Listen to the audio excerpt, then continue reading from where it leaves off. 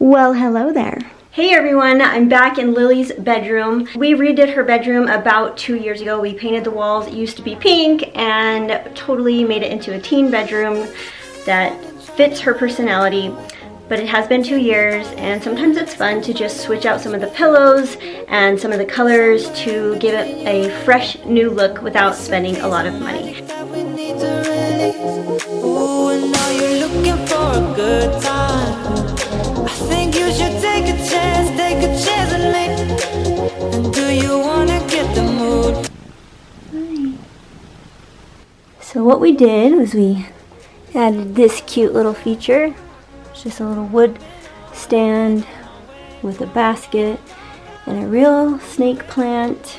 I really want to start collecting more real houseplants. I have a lot of fake ones, but I'm gonna collect some more real ones. Then we put this little thing up over the window, kind of create a little more of the bohemian style. This was a lamp that we had before that we got from Target. It used to be turquoise, and I just spray painted it with chalk paint. And I love the matte finish. Looks really cute. Then we just got some new pillows. I just found this pillow set on Amazon. I also found this cute blanket on Amazon, and I love these little details. Super cute.